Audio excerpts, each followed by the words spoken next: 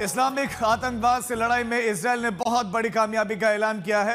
Israel के प्रधानमंत्री Benjamin Netanyahu ने घोषणा की है कि हमास के सरगना याहिया सिनवार का भाई मोहम्मद सिनवार मारा जा चुका है और पिछले साल अक्टूबर में इजराइल ने याहिया सिनवार को मारा था। उसके बाद से मोहम्मद सिनवार हमास का सरगना था और उसी ने लगभग 58 इजरायलियों को बंधक बना रखा था।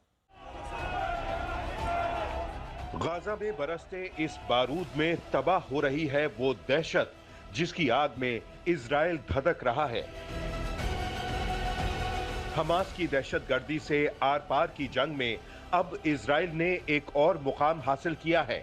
इजराइल के प्रधानमंत्री बेंजामिन नेतन्याहू ने बड़ा खुलासा किया है कि हमने मोहम्मद दाइफ और याहिया सिनवार के बाद मोहम्मद सिनवार को भी खत्म कर दिया है। हमास के खिलाफ जंग में इजराइल की इस बड़ी कामयाबी का खुलासा पीएम बेंजामिन नेतन्याहू ने किया तो पता चला कि 13 मई को गाजा में हुए हमले में मोहम्मद सिनवार मारा गया। शहर गाजा, जगह यूरोपियन अस्पताल, तारीख 13 मई 2025, वक्त शाम 6:20। यही वो तस्वीर है जिसमें गाजा के दक्षिणी इलाके में मौजूद यूरोपियन अस्पताल पर हुए इजरायली हमले में याहिया सिनवार के भाई मोहम्मद सिनवार के मारे जाने की खबर है।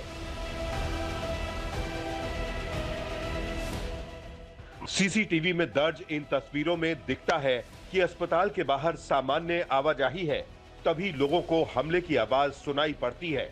लोग इधर उधर भागने की कोशिश ही करते हैं कि जबरदस्त विस्फोट हो जाता है। आसमान से किया गया हमला फर्श छेद कर नीचे घुस जाता है। उस जगह पर आग धधकने लगती है।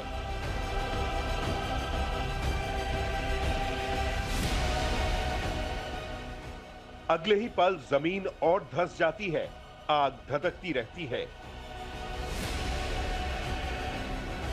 यानी आसमानी हमले का असर सामने दिख रहे फर्श के नीचे तक हुआ था।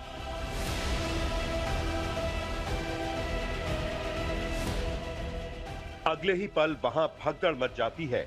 लोग विस्फोट वाली जगह से आगे की ओर भागने लगते हैं। तब खबर आई कि इस हमले में 6 लोग मारे गए हैं और 40 जख्मी हैं और इन्हीं 6 लोगों में वो मोहम्मद सिनवार भी था जो हमास का सरगना था। मोहम्मद सिनवार याहिया सिनवार का भाई था और याहिया के मारे जाने के बाद हमास का सरगना बना था। खबर है कि 7 अक्टूबर 2024 को याहिया के मारे जाने के बाद 58 इजरायली बंधकों का नियंत्रण उसी के पास था। इजराइल का मानना है कि मोहम्मद सिनवार के मारे जाने के बाद गाजा सिटी ब्रिगेड कमांडरों में से अब अज अदीन अल हदद ही जिंदा बचा है जो हमास का अगला मिलिट्री चीफ बन सकता है। आज तक ब्यूरो। मोहम्मद सिनवार का मारा जाना इजराइल के लिए बहुत बड़ी कामयाबी है क्योंकि इसके साथ ही इजराइल ने गाजा शहर में हमास के टॉप लीडरशिप का सफाया कर दिया है। लेकिन आतंक से इजराइल की लड़ाई अभी बाकी है। दाइफ गाजा में ढेर, याहिया सिनवार रफा में ढेर, मोहम्मद सिनवार गाजा में ढेर, नसरल्लाह बेरूत में ढेर, हानिये तेहरान में ढेर। आतंक के खिलाफ युद्ध में इजराइल का कहर हर उस जहर को खत्म कर रहा है जिसने दशकों से दहशत को पाला पोसा है। इजराइल ने मोहम्मद सिनवार को खत्म करने के 7 महीने पहले मोहम्मद के भाई याहिया को भी मार गिराया था। दक्षिणी गाजा के रफा में ताल अल सुल्तान की 3 मंजिला बिल्डिंग में याहिया सिनवार बुरी मौत मरा था।